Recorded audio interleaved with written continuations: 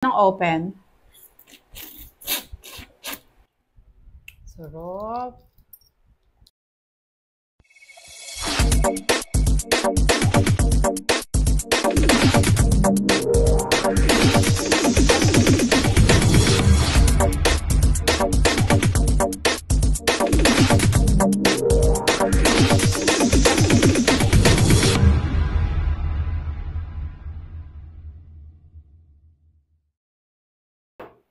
Hi guys! Lynn Kenning here again and welcome back to my channel. So today's video ay kakain tayo ng balot.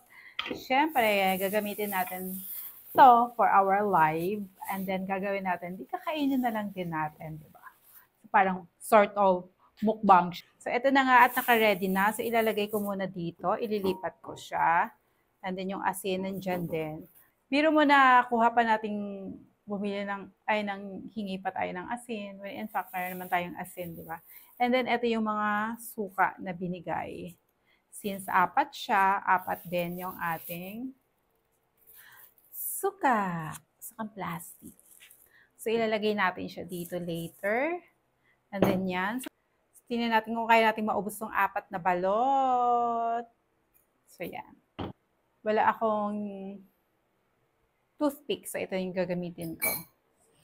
And ito yung ating asin. So, ilalagay muna natin dito. Ayan. So, ito may asin tayo. Meron tayong balot. And meron tayong suka. So, iinitin lang natin guys. Lagyan natin ng water. And then, tatakpan natin ng foil. Kung nakikita nyo guys sa ibang video, ganun yung ginagawa nila. So, gagamitin natin dito ngayon. And then, i-leave lang natin siya ng around 3 to 5 minutes para medyo mainit-init naman ng konti pag hinigop mo yung sabaw, 'di ba? Mas masarap pag mainit-init ng konti kaysa naman malamig, syempre, 'di ba? Parang nguso ng pusa. Charis. So, ayan, habang nag-aantay tayo, laruin muna natin, guys. Abracadabra! Mainit ka na ba? Mabilis mainit, guys, pag ginaganito nyo. Charet! And syempre, para hindi masyadong mainit, pasingawin muna natin. Pressure cooker lang ang dating. So, pasisingawin muna natin para madali nating mahawakan, guys. And of course, eto na, tatanggalin na natin yung foil. Charan! And bubuksan na natin. Sana hindi tayo magkamali ng butas, guys.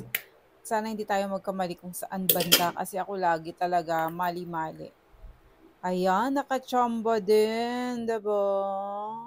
Naalala ko guys, 17 years old ako yung unang tumikim nito at nasa madilim na lugar kami kasi ayaw namin makita. Diba? Yung nasa isip natin nakakatakot siya. So, higupin muna natin.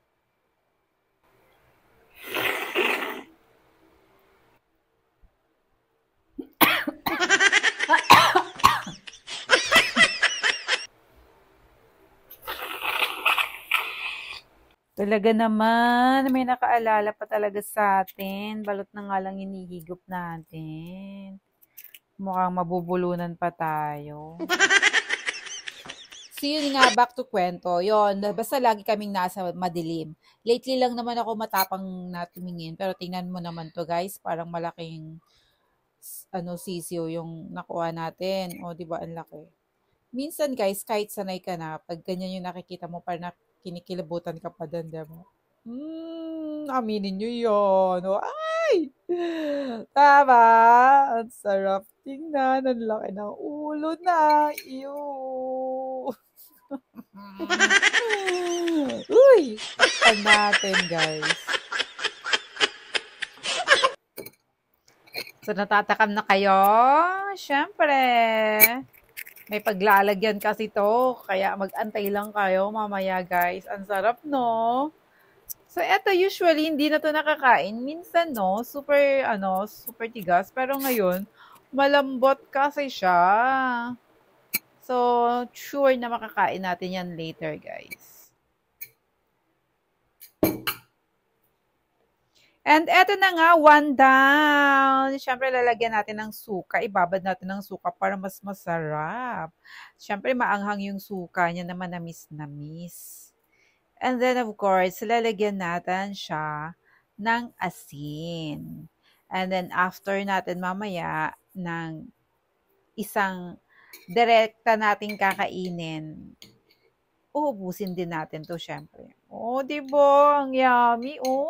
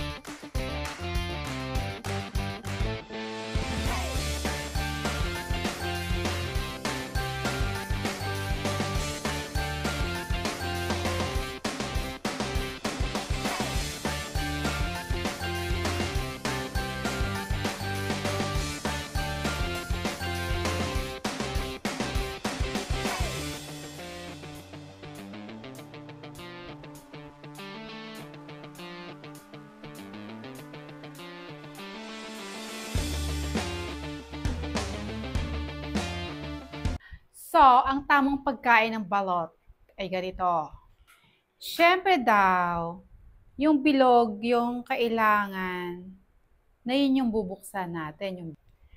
So, yung hanapin natin yung mas bilog. Tama ba? So, ito. Mas rounder. Ito kasi mas pointed.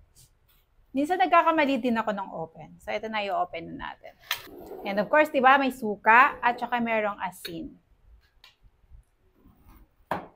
Mas masarap kasi kainin dito kaysa yung hinihimay. Pero kakainin ko pa rin yung hinimay ko, guys.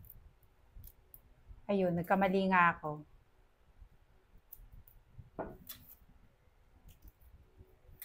Mali nga ba? Mali nga. So, mali ako ng open.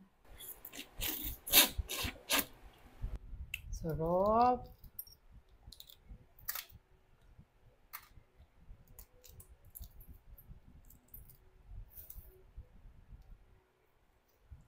So, mas masarap siya kain ng buo, tapos yung ninanamnam mo siya sa loob. So, ganun. And then, syempre, lalagyan natin siya ng suka. Maanghang to. So, ganito yung tamang pagkain niya. So, dapat kasi, baliktad nga ba? So, dapat, doon ako sa may sabaw. Since baliktad siya, so dito na lang tayo. So, lalagyan muna natin ng suka. And then, lalagyan natin siya ng asin. Ganun. Yung first na open ko, di ba, sakto ako. Dito, ngayon nagkamali ako.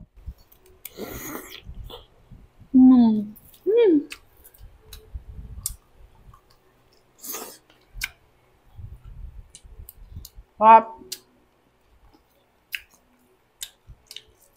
Sarap, guys, sarap. Ilalagay na lang natin yung suka dito at saka isasawsaw na lang natin. Nilalagyan natin ng asin.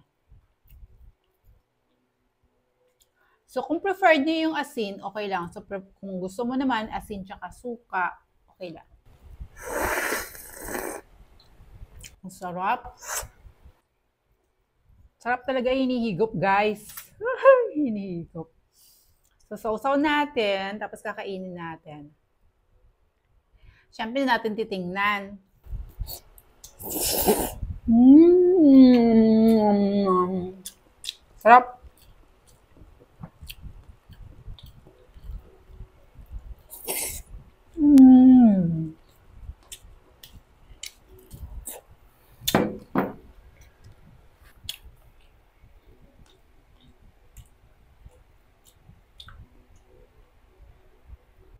Super sarap. So, ito naman yung binalatan natin, di ba? So, ayan. So, ayan yung binalatan natin. So, paano ba natin makakain yan? So, ngayon, kakainin din natin yon. Pero, di na natin tititigan. Kasi nahimay-himay na siya.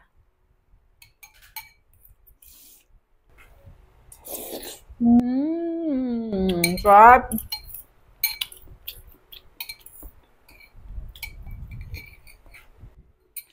Lalagyan na ng asin.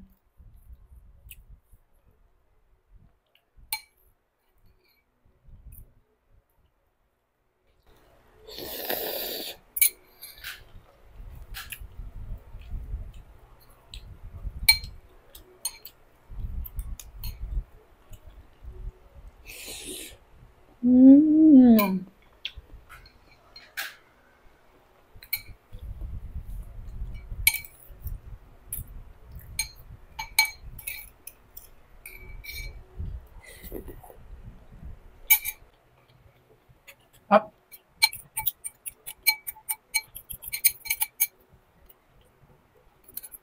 So, ito yung matigas.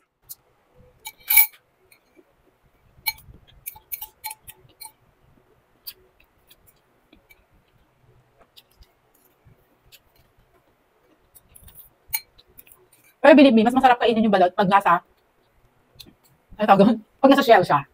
Hindi siya masarap pag ganito.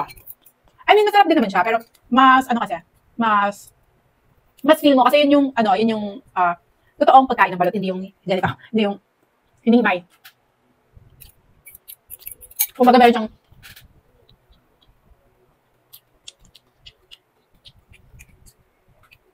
meron siyang, may element of surprise pag nasa shell siya. Pero pag ganito kasi wala na.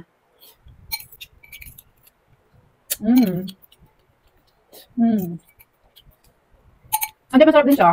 Hinihigop yung suka after. Salt. Dahil mo ba? Sorry naman. So, solve! Ayan, nakatatlong balot ako today. Thank you so much for watching. Don't forget to like, comment, share this video, and of course, subscribe to my channel. So, naranasan nyo na ba kumain ng sobra sa isa? Please comment below. And ano yung feeling nyo pag, ano yun, malaki yung sisyo na nakuha nyo? Kaya nga, di ba, dapat hindi talaga siya tinatanggal sa shell para may element of surprise. And, ano yun kumbaga, habang kinakain mo siya, lalo siyang sumasarap pag nasa eggshell siya. Pero pag nakikita mo siya, guys, anong feeling nyo?